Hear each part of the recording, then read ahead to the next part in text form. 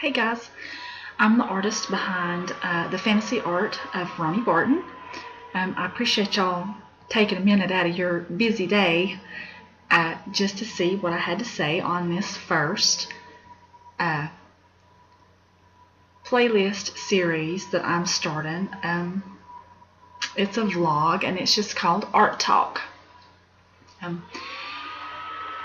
In this video, I will be showing a lot of my previous artworks. It's not all of them, but it's a lot of them. I'm just trying something new just to see how it goes, because I bought some new video editing software and I just wanted to see, I'm just playing around with it. But in today's episode, I'm going to be discussing a topic which plagues all of us artists. And if these haven't happened to you yet, and you're an artist, well, they will eventually. It's why don't you paint this instead, or why do you paint like that?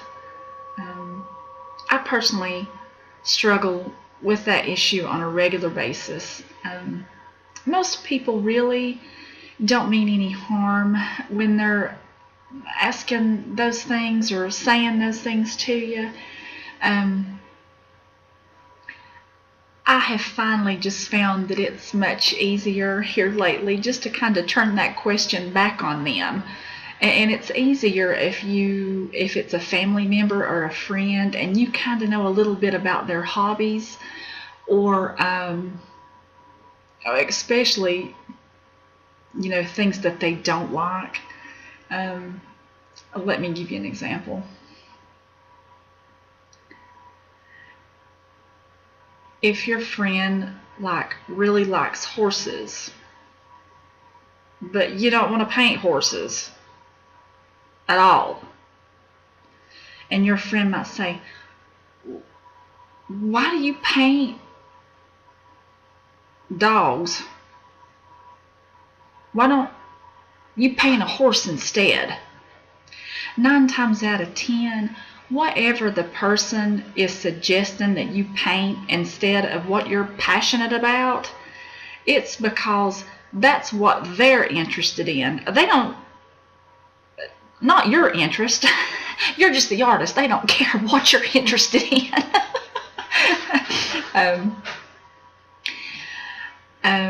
So there's been a time or two and it's worked out real good. Someone's been like, why do you paint that cartoony stuff? Why don't you paint landscapes or something? People like landscapes. Not a lot of people like cartoons. I just say, well, why do you like to sit down and watch racing all day long on Sunday? Why don't you watch a reality TV instead?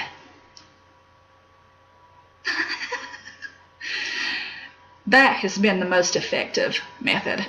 But of course, it's more effective if you really know something that they really, really like to do and something they really hate doing. Does that make sense? So basically, that's just, it's been more effective if you, number one, know what they like doing as a hobby, and two, if you know for a fact there's something that they absolutely despise doing, or something like that.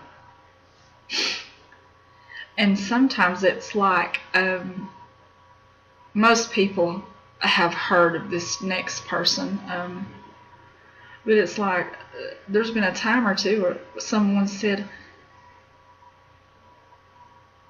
why don't you paint this? I'm like, I guess the same reason Gordon Ramsay don't work at the Pizza Hut. But anyway, we as artists, we like creating art that has something to do with what we're passionate about. Now, I am not throwing off on landscapes and wildlife and stuff like that. If that's where your passions are, then paint that. Paint it. Because we tend to focus on, like me, I love cartoons, I love fairies, I love anything fantasy, and that is what I'm passionate about. And when you're passionate about something, that causes you to be more creative. So, and this has happened too. And don't listen to this either. You just let this go in one ear and out the other. Well, with you wanting to start an art career, you better learn to paint what people want, or you'll never make it as a professional artist. People don't like cartoons or anime looking stuff. That is so far from the truth. Yeah, there might be a smaller market for some genres, but if I ever did get known for my creations, I want someone to recognize my lighthearted and whimsical cartoon fantasy art and say, oh my gosh, Ronne Barton painted that. I love that because that is her true self. And it is. My lighthearted, whimsical cartoon art makes me feel good inside, and that's all that matters. And if I can, inspire somebody else or bring a smile to someone's face, that's mainly why I love that. I love whimsical stuff to bring you never know when something so simple as a cute little fairy sitting there holding a butterfly is going to cheer somebody up. You just don't ever know. Because I don't want to be known for a gorgeous landscape that I might have painted 20 years ago when I was dabbling in oil painting media. But basically, every artist, new or veteran, should sit down and put some thought into what you're going to say if someone asks you those questions or just makes bold statements like I mentioned. If you're not prepared for those, it might possibly make you lose your confidence and in your art and make you not be so passionate about what you're doing, and we don't want that. There's room for everyone in every genre there is with art. Yes, some target audiences are bigger than others, but it's okay. You just keep painting what you want to paint. But now there's nothing wrong too if you want to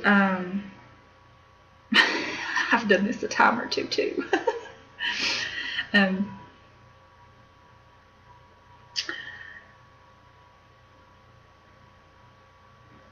There's been a time or two. Everybody likes horses. I painted a unicorn one time, a long time ago, and I kept it because it was hard to paint, and I just wasn't going to sell it for very little money. But I had one person ask me one time,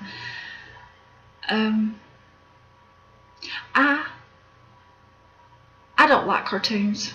Why don't you give a realistic horse a try? Well, I said, well, you know what? I might just do that. Do you want to be my first customer?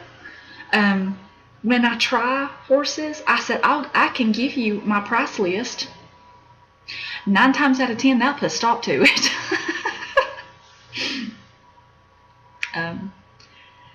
But anyway, I'm also getting better about explaining why I just like to paint cartoons, I just simply say, well, I do paint that other stuff, like dolphins and landscapes, and I might get frisky every now and then and paint a horse or draw a horse, but those things are just too easy for me, because I like painting cartoons because I draw those out of my imagination, and it's based solely upon my creativity and my imaginative mind, because I can't look at anything. I can't look at reference photos or anything when I'm drawing cartoons, and that's why I draw them, because they're challenging for me and they make me grow as an artist.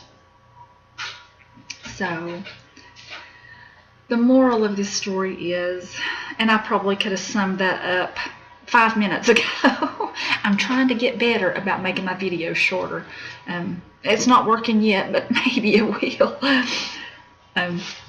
So the moral of this story is, you paint for yourself and whatever makes you happy. You're putting your passions and your heart and soul into your artwork because it's what you love to do, whether it's painting cartoons, anime, wildlife, real people, lighthouses, cars, whatever. Don't let others' passions steer you away from your own. Okay? So I hope you enjoyed that episode, my very first one, and I appreciate you stopping by. Like I said, all the images that you have seen are some of my cartoon fantasy images, from the past.